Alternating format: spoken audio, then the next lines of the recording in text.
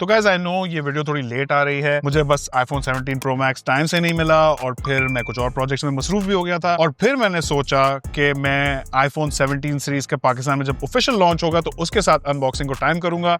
तो वो टाइम आ चुका है और पाकिस्तान में iPhone 17 सीरीज अब ऑफिशियली लॉन्च हो रही है और हमारी आज की अनबॉक्सिंग वीडियो के लिए मैं आपके लिए iPhone 17 Pro Max दोनों कलर्स में लाया हूं ताकि आप देख सकें कि ऑरेंज वाला आपके लिए बेहतर है या ब्लू। होपफुली ये वीडियो देखने के बाद आपके लिए क्लियर हो जाएगा कि आपके लिए इन दोनों में से कौन सा कलर बेस्ट है।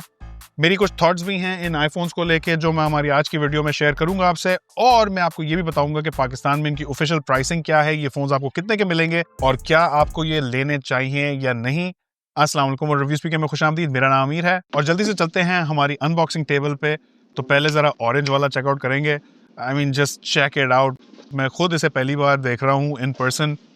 डेफिनेटली बहुत ही तेज ऑरेंज कलर है, बट आई फील लाइक मेरे लिए ये कलर ही बेहतर है। मुझे वीडियो के आखिर में अपनी राय जरूर दीजिएगा। But let's now switch gears और ये ब्लू वाला देख लेते हैं। आई थिंक ये वाला कलर थोड़ा ज्यादा सोबर है ऑरेंज से। कुछ लोगों के लिए sober also means boring, but I still feel कि ये कलर बहुत ही खूबसूरत है। और अगर तो आपको बिल्कुल ही प्लेन लुक चाहिए तो आप सिल्वर वाला भी चेकआउट कर सकते हैं। ऑल्दो यहाँ सबसे ज्यादा पॉपुलर कलर अनडाउटेडली ऑरेंज ही है और even resale point of view से यूजुअली फ्लैगशिप कलर बेहतर रहता है। अदर देन दैट बॉक्स में ज्यादा कुछ नहीं है।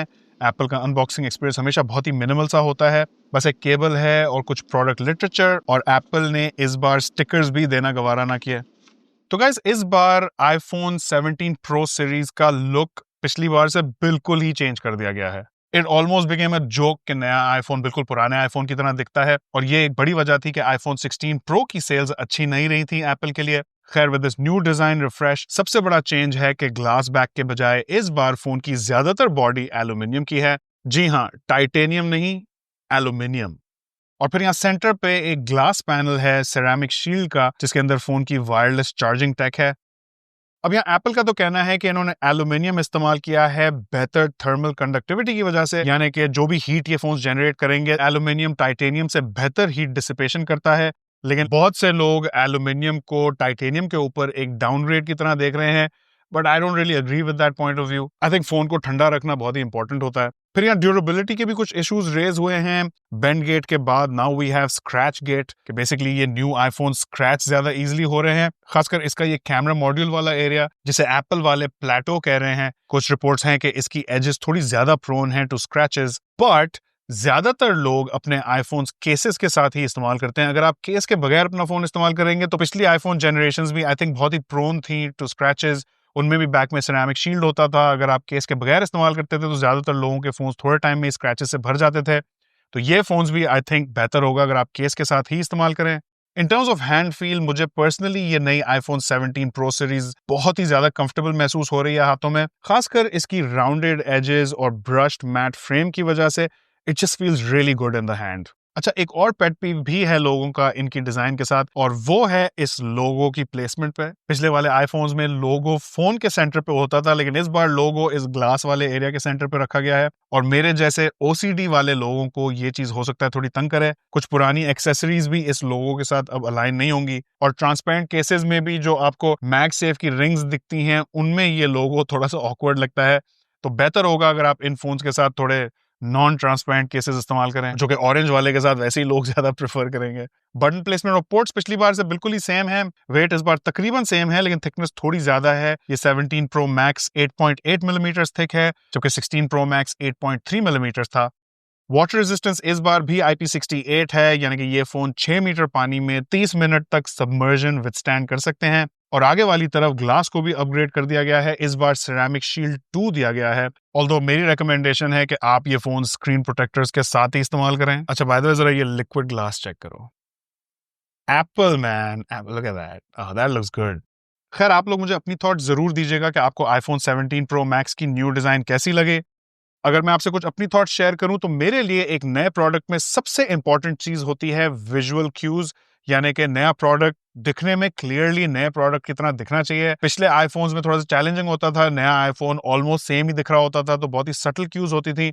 लेकिन यहाँ कोई सटलिटी नहीं है। आपके हाथ में अगर ये ऑरेंज वाला आईफोन होगा खास तौर पे तो दूर दूर से लोग पहचान जाएंगे कि ये ब्रांड न्यू आईफोन है। Other than that I am just glad कि एप्पल ने कोई थोड़ा नया किस्म का लुक हमें दिया है।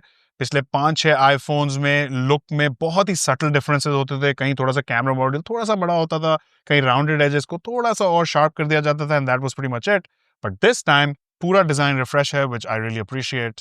अच्छा, आ जाओ डिस्प्ले पे, और ये इस बार ऑलमोस्ट आइडेंटिकल है लास्ट टाइम से, विद ओनली 2 डिफरेंसेस। एक है यहाँ सिरेमिक शील्ड 2 की प्रोटेक्शन, और दूसरी चीज है पीक ब्राइटनेस। इस बार 3000 निट्स की पीक ब्राइटनेस है, up from 2000 nits last time. Other than that it's all the same. 17 pro में 6.3 इंचेस और इस 17 प्रो मैक्स में 6.9 इंचेस का 120 हर्ट्ज रिफ्रेश रेट वाला super retina XDR OLED display है। पिक्सल डेंसिटी 460 ppi, ऊपर डायनामिक आइलैंड का पिल शेप कटआउट, और इस बार डिस्प्ले पे एंटी रिफ्लेक्टिव कोटिंग भी की गई है। आई मीन ऑनेस्टली पिछली बार से इतना कुछ था नहीं जिसे इंप्रूव किया जा सकता था डिस्प्ले के हवाले से। If it ain't broke don't fix it. Punchy colours, deep blacks, LTPO technology, which means कि ये डिस्प्ले 1 हर्ट्ज तक रिफ्रेश रेट को नीचे ले जा सकता है, जो कि बैटरी लाइफ के लिए बहुत ही अच्छा होता है। और फिर ये रेजर थिन बेजल्स। तो डिस्प्ले में तो मेरा नहीं ख्याल कि कोई जरूरत थी ज्यादा चीजें चेंज करने की, लेकिन कैमरा सिस्टम में इस बार कुछ मेजर अपग्रेड्स किए गए हैं।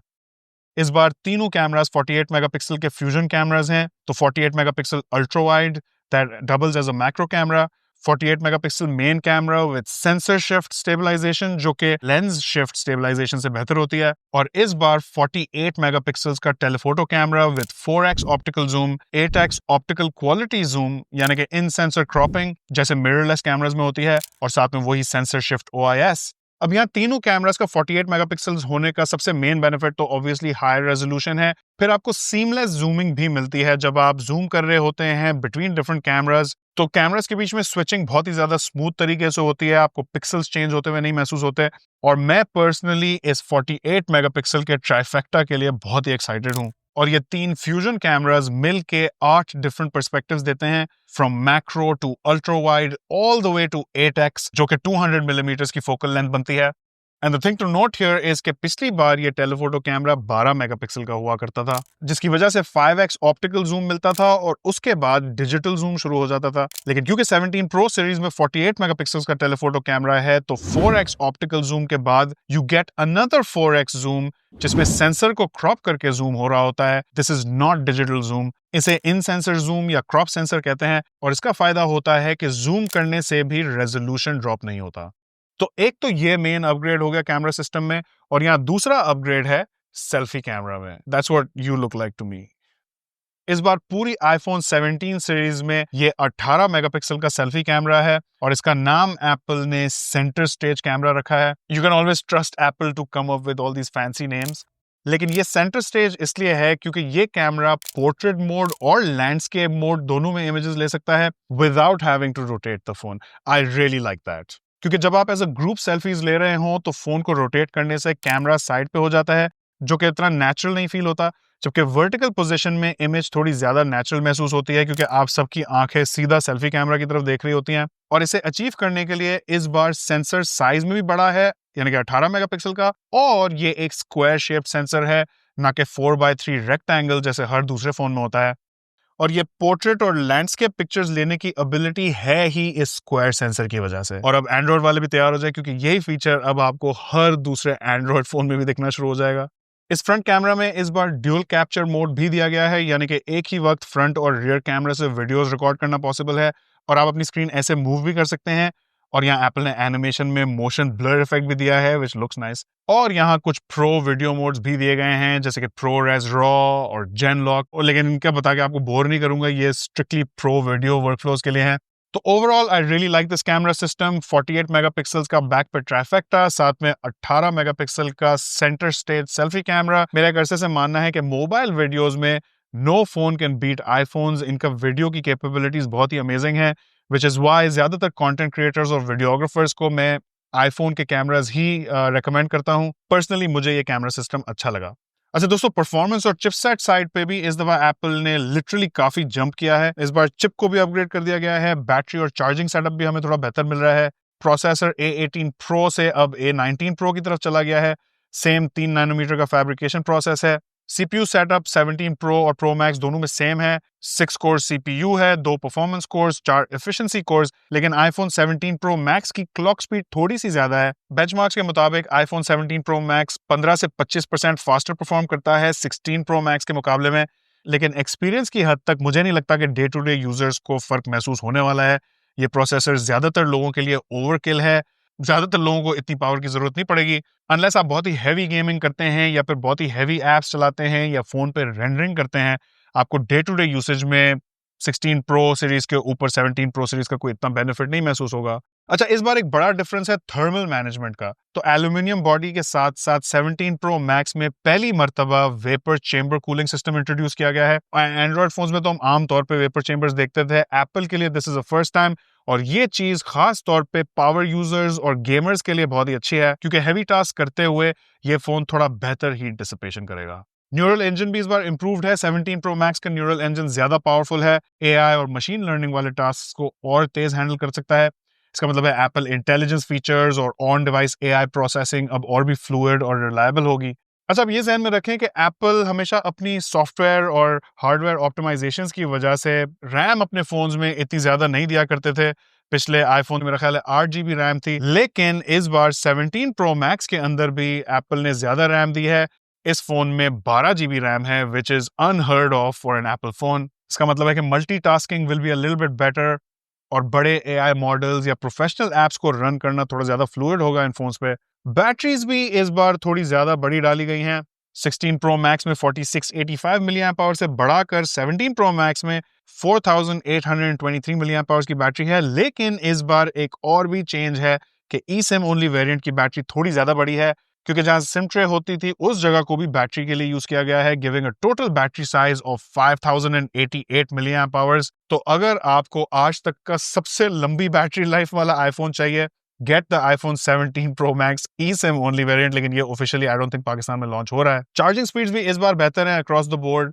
वायर्ड चार्जिंग अब 40 वॉट्स पे मैक्स आउट होती है। मेरी टेस्टिंग में 37 वॉट्स तक तो चली गई थी एंड एप्पल क्लेम्स कि ये फोन 20 मिनट्स में आधा चार्ज हो जाएगा with a 40 watt PD 3.2 power adapter sold separately of course। Box में आपको कुछ भी नहीं मिलेगा साथ में सिवाय केबल के।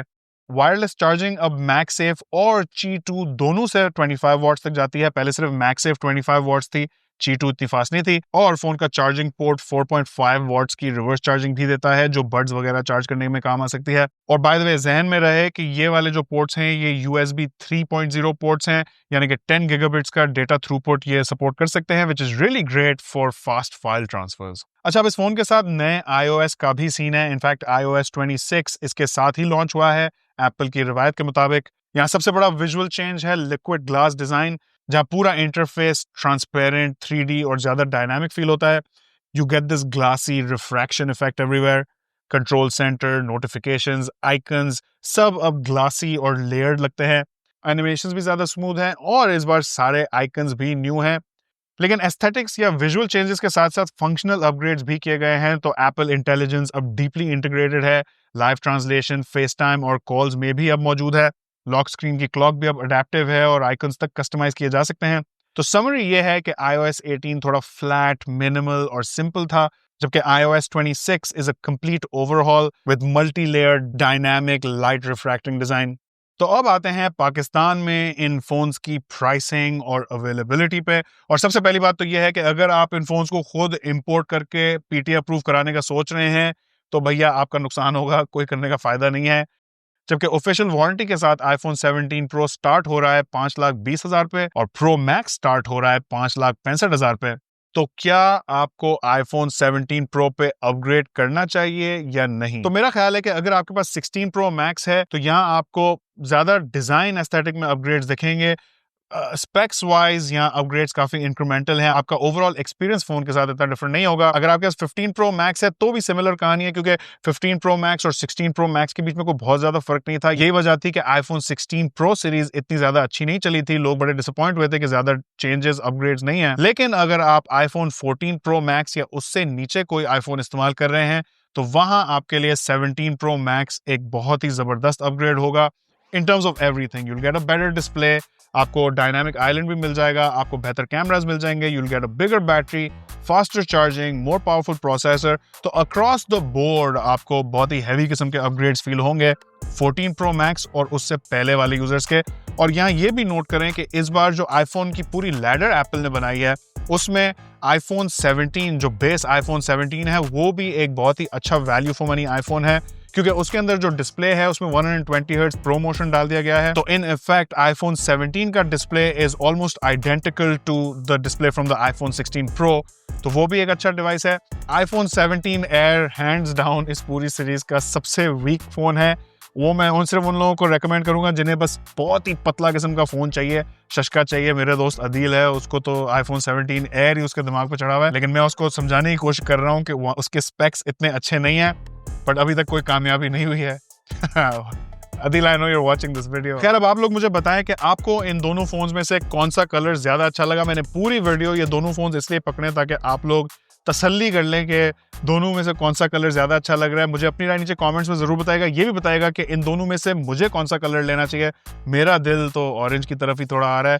आई थिंक वक्त आ गया है कि संतरे के कलर वाला फोन अपने जेब में लेके थोड़ा घूमूं। Let's see if I can rock orange or not. Channel पे नए हैं तो सब्सक्राइब और फॉलो करें। वीडियो पसंद आई हो तो इसे लाइक और अपने दोस्तों के साथ शेयर करें ताकि हमारा चैनल ग्रो कर सके। आखिर तक देखने का बहुत शुक्रिया। इंशाल्लाह आपसे मुलाकात होगी अगली वीडियो में। अल्लाह हाफिज।